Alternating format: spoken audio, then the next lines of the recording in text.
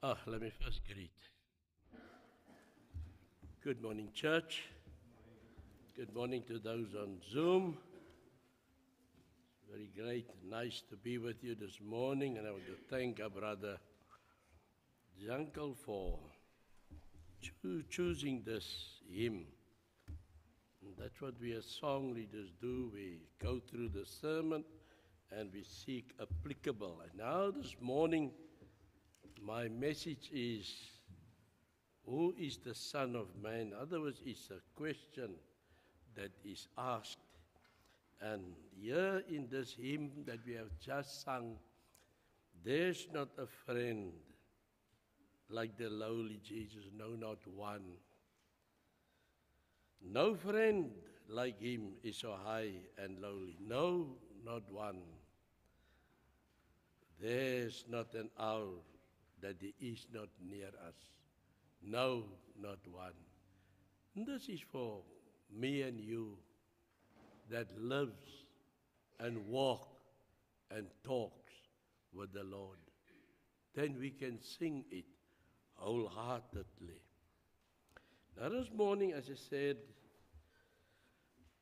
we are in the who is the Son of Man? It's the question that is asked. And if I have to ask this morning, and then I need to call maybe on famous people, people that are written up in history, past and present, who is these, then you would know who they are. But do you know who is the Son of Man? If you know, good. Then I will be reminding you this morning who is the Son of Man. If you don't know who he is, then I ask of you to pay close attention. Now we have read Luke chapter 1, the first 4 verses, in which it's an introduction to the book of, or the Gospel of Luke. And you may ask, now what has that got to do with it? Sometimes we need to understand there were so many, it's like today also. There are many views of Jesus. There's many views of God Almighty. There is many views on salvation, but there is only but one truth. And this is what Luke wanted to bring over to Theophilus. Now the first part of, you can see by the name Theophilus, that is a Greek, because Theos means God. And his name was given, I don't know, they were Greeks and they were idol worshippers. And thanks be to God that Luke can write to him, most excellent Theophilus. Excellent mean that he must have been a noble man. He was a Greek man, high in standing, because he's addressed as excellent, most excellent Theophilus. Says the name Theophilus means loved by God. And so even when I did my studying of research, I asked myself, when he was given this name Theophilus, was it given loved by the gods of the Greeks? Remember in Acts chapter 17, that the Apostle Apostle Paul, sorry, I'm now Afrikaans English, I'm so Greek-minded now. The Apostle Paul found himself in Athens, and as he was walking around the city, came about a plot or a you know, we've got this what we call Heroes Acre, where all the who's who is found in that acre. And so they must have had an acre where all the gods are displayed. And as he looked, when he spoke to them, he said, I notice that you are a very religious people. But in that I notice all these gods displayed here, I found one to the unknown God. And that unknown God I want to bring to you today. That's now the Apostle Paul. And in the same way also, I want to bring you this morning. Paul did a wonderful job identifying who God was at that time. They said this unknown God is the one who is the creator, is the one that brings in the seasons, is the one that gives life. He must receive all the honor and glory. And he's alive.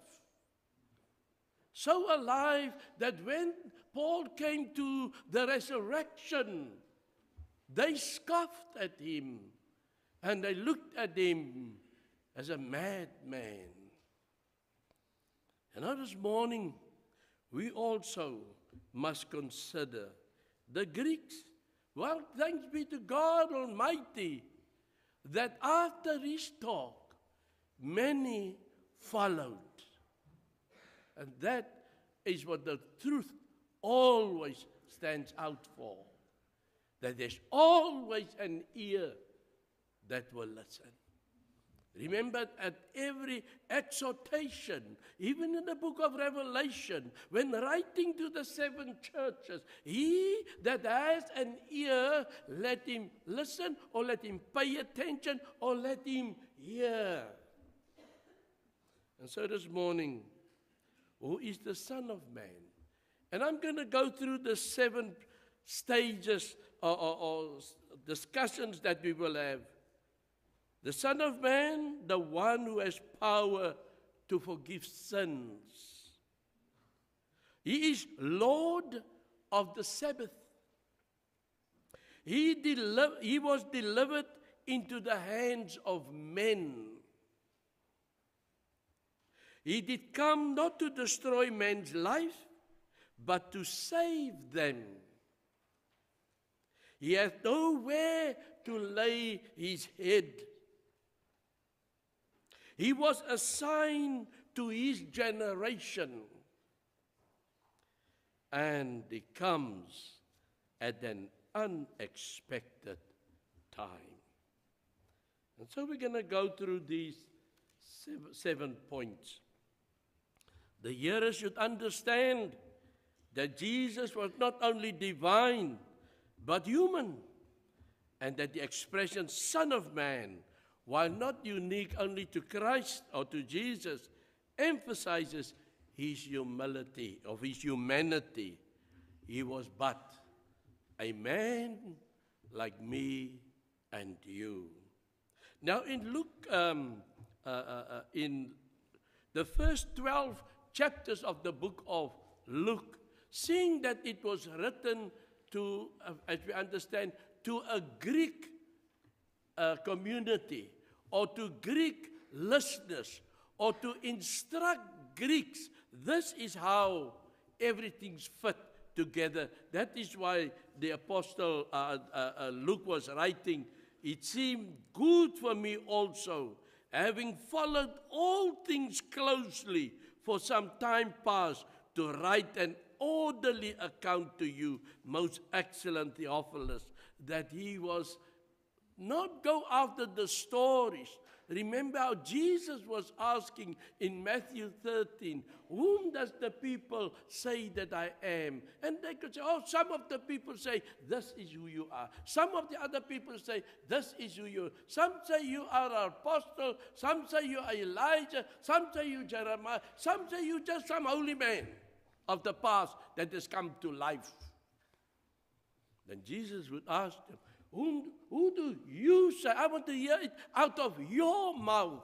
Who do say, you am I? Then that man, Peter, stepped forward and he said, thou art the Son of the living God. And Jesus said, you know, no man has ever told you this, but my Father in heaven, through the Holy Spirit working, you are confessing the truth today. And you are Peter, and upon this rock I will build my church. And Peter means that he is Petros in Greek. And on this rock I will build my church, on this truth, which stands as Petra, means a massive, unmovable rock. Not one that you can carry in your pocket, like Table Mountain is a Petra. It's on that the church is built.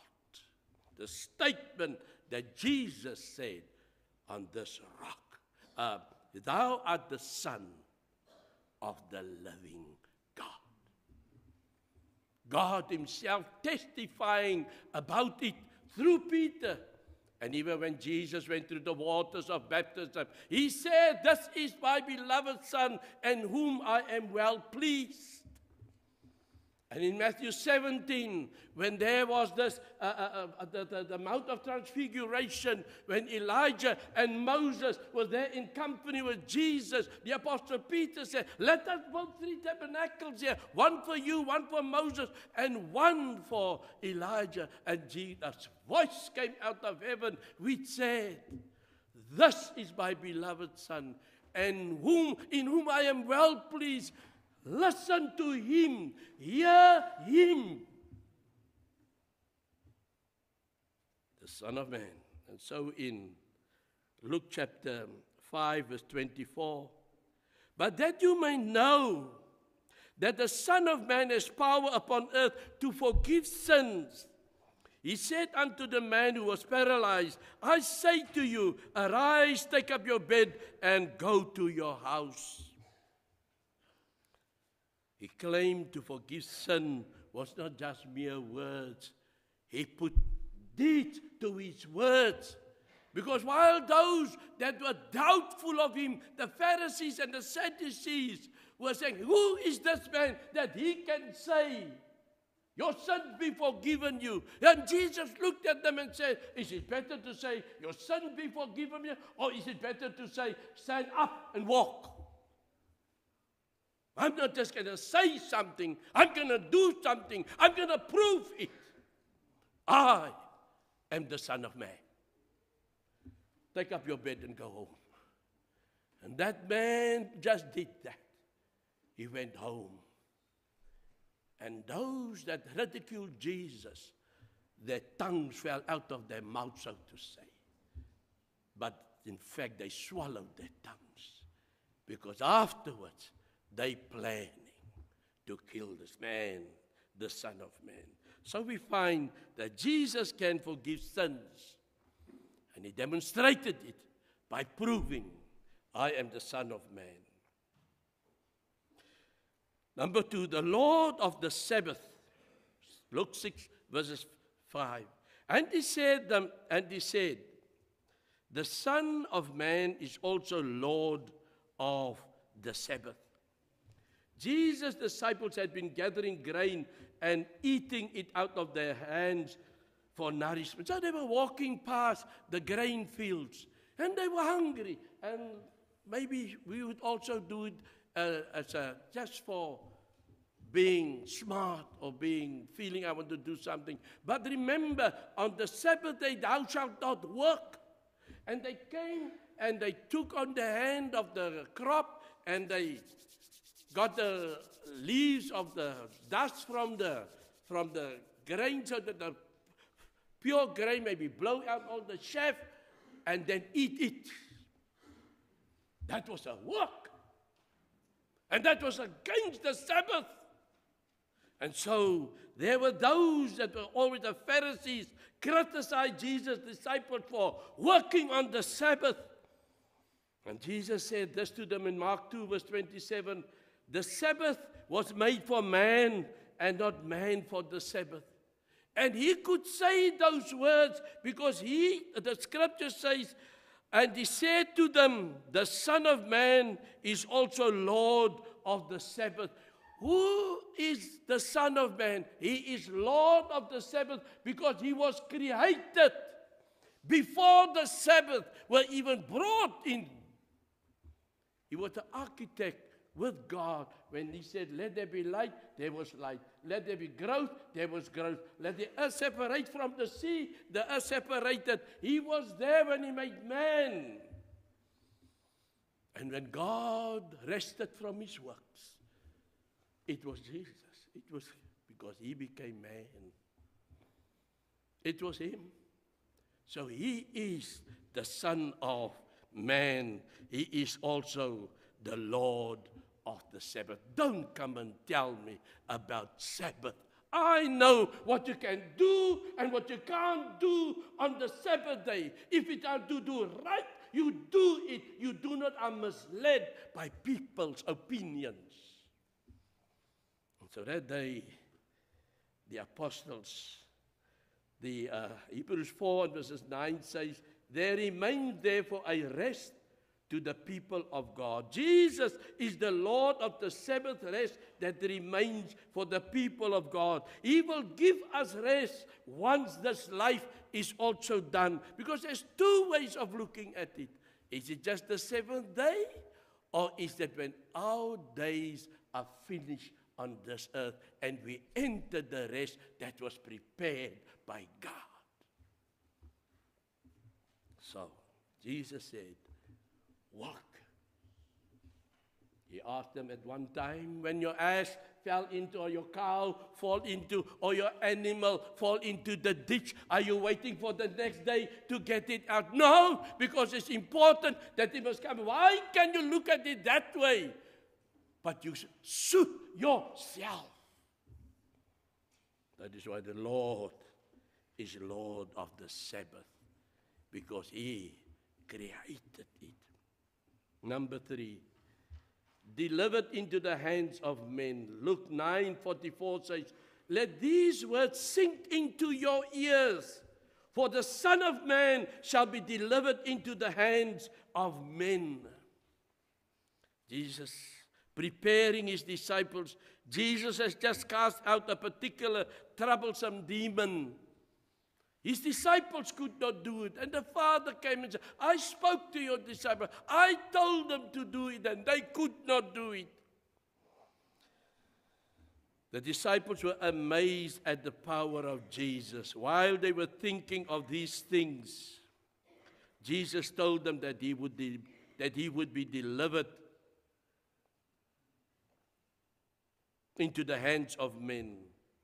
They were not to think that his power would be used to prove that I am this great, or uplift himself, or to be political. Jesus did not come with an agenda except to seek and to save that which are lost. We had this morning our brother speaking in the book of Philippians to show how that Jesus was filled with humanity and being found, Philippians 2:8, and being found in the fashion as a man, he humbled himself and became obedient unto death, even the death of the cross. Jesus' example of humility teaches man how to be humble. Thank God for the humble attitude of Jesus. He could tell his disciples, the Son of Man, open your ears. Let this word sink into your ears. Sometimes we need to use that word even today. Let these words sink into your ears, that Jesus is the Son of Man, for the Son of Man shall be delivered into the hands of men, and you are not going to stop it. It's for that reason that I came to the earth, to be like you, not to be a Superman, but to a man in every instance. Number 4. Jesus has not come to destroy men's lives, but to save them. Luke 9 and verses 56 says, "For the Son of Man did not come to destroy men's lives, but to save them." James and John wanted to call down fire from heaven to destroy the unbelievers because he was on his way to Jerusalem, but he had to go through Samaria, and the people said, "No, go the other way." And James and John, true disciples of the Lord, felt, "You don't speak to our Lord like that. Do you know this man? Lord, give us power. Let us destroy these people." And Jesus looked at them and said, "No, you do not understand. I have come not to destroy lives, but to save them." Jesus' purpose as the Son of Man was not to bring condemnation, but to bring salvation. That is why Jesus is called, "Do you know my Lord?" He could have called 12 legions of angels. In Matthew 26:53, when he is there before Pilate, "You think I'm powerless? I can call now 12 legions of angels to defend me or to take me from you, to rescue me." No. But the will of God be done. Instead, we have John 3:16 and verses 7. "For God so loved the world that he gave his only begotten Son, that whoever believes in him should not perish, but have everlasting life. For God sent not his Son into the world to condemn the world, but that the world through him might be saved." How many people could God not have destroyed already? He did it once with the flood of Noah, and then he said, "I will not do it again. But I'll give them a reprieve. Eventually I'll bring in my Son, the Son of Man, and he will become the propitiation, the excellent sacrifice for mankind." The Son of Man. God so loved the world. The innocent Son of Man forfeited his life to pay the price of death merited by the sins of guilty men. We all should have died already.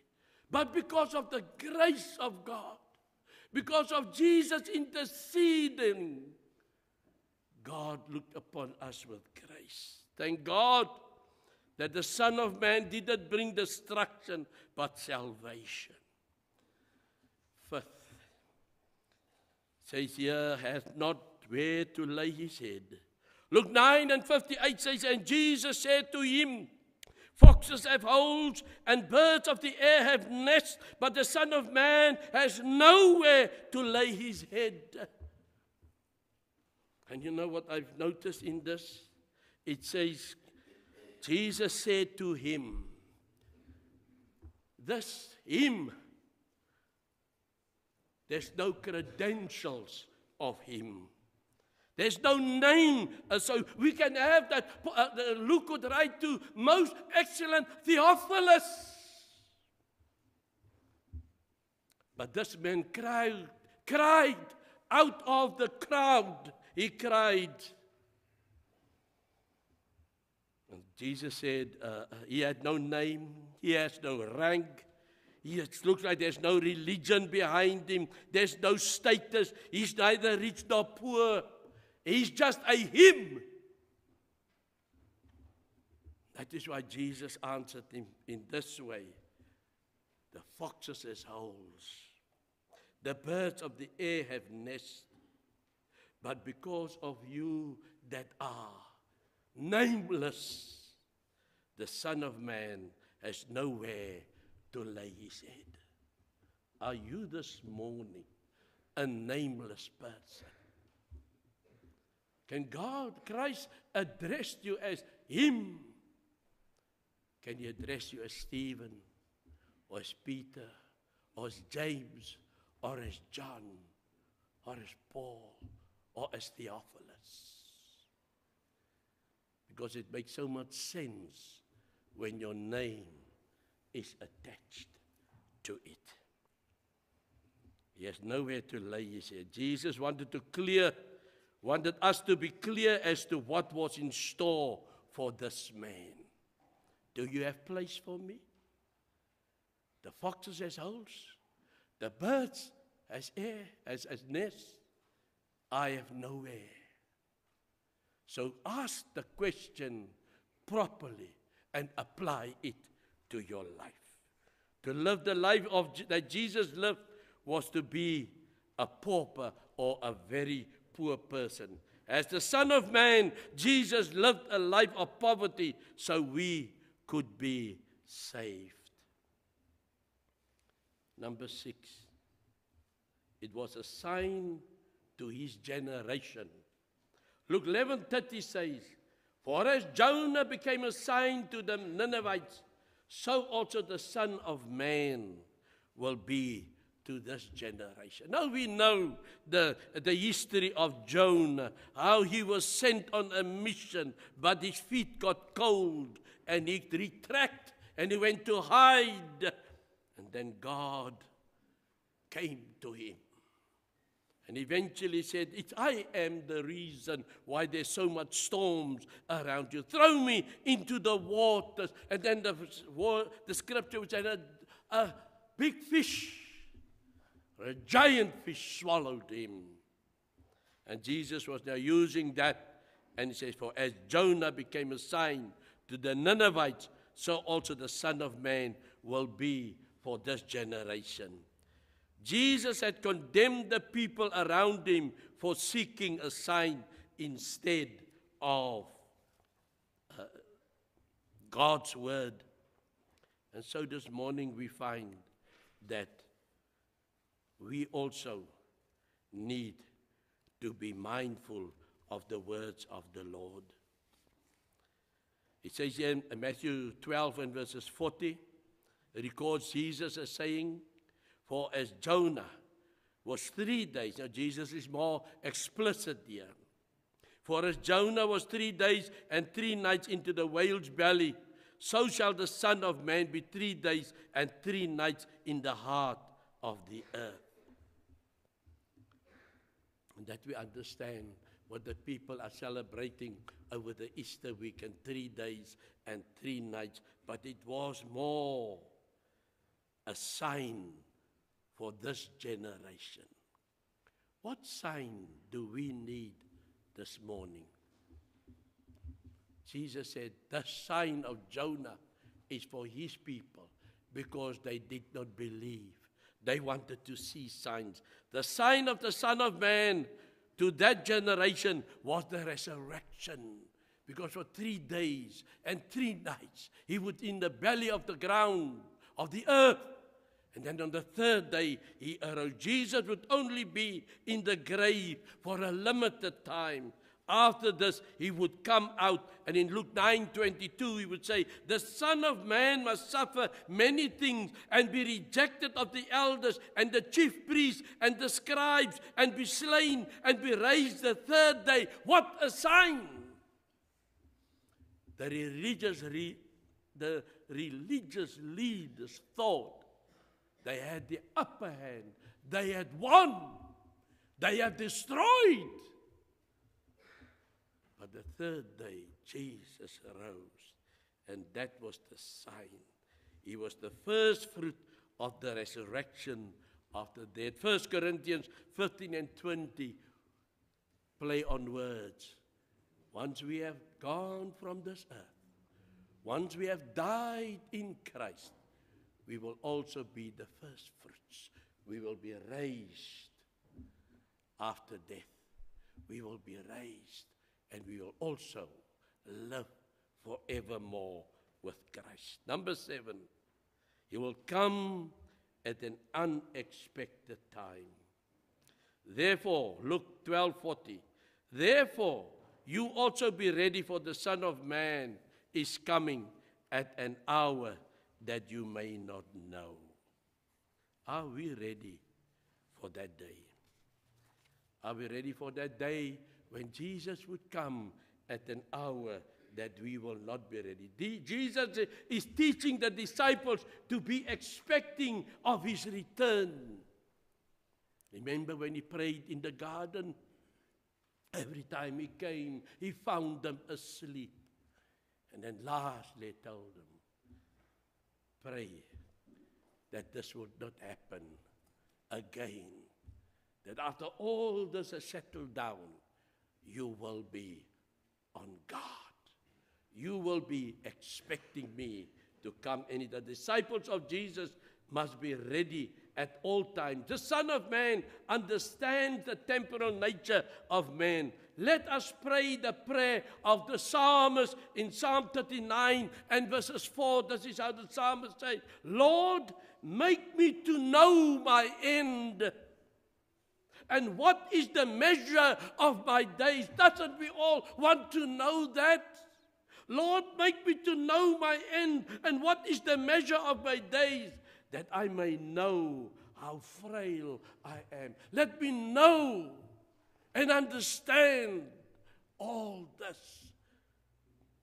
I must be meek and mild. We sing that gentle Jesus, meek and mild. Look upon a little child. Pity my simplicity, suffer me to come to thee. This morning, Brother Junkel even said when he was singing, Jesus loves something, a little child, a hymn that we were singing. And he said, well, in the kingdom of heaven, we are all but little children, ain't we? This morning we need to know who is the Son of Man. Lord, make me to know my end, please, Lord. And what is the measure of my days? In Psalm 90 it says that a man's life is 70, and if he's strong, 80. But there is some of us that goes beyond 90. Some is clocking on 100. I know you all know Leon Schuster, and he says his mother is 100, and the one that was 100 passed on, but he still got an aunt, 103 years old. What a blessing! What a blessing! Teach me to number my days so that I may grow a wise heart. This morning the lesson is ours. Who is the Son of Man according to the Gospel of Luke? We've learned that the Son of Man, he is the one who has power to forgive sins, and he forgives. He is Lord of the Sabbath and has power to give us rest. He's the one that was delivered into the hands of men to teach us humility. Because in Isaiah chapter 52, he says, like a lamb, he was led to the slaughter and he opened not his mouth. What a wonderful Savior. He has not come to destroy men's lives, but to save men so that we don't have to pay the supreme sacrifice. He's already gone through it. He has nowhere to lay his head to give us the true riches. What is the greatest? Is the eternal life. No one can give. People can give us millions of rands, but that won't buy our way into heaven. But just by being obedient and receiving his grace and his mercy, he would say, come, come. He was a sign to his generation and assurance of our resurrection. This morning we do not need Jesus to give us a sign. We are committed to it every Lord's Day. When we partake of the Lord, this bread is your body that was broken for us. This fruit of the vine is my blood that was shed for the remission of sins, to bring in the new commandment. I am the Lord your God.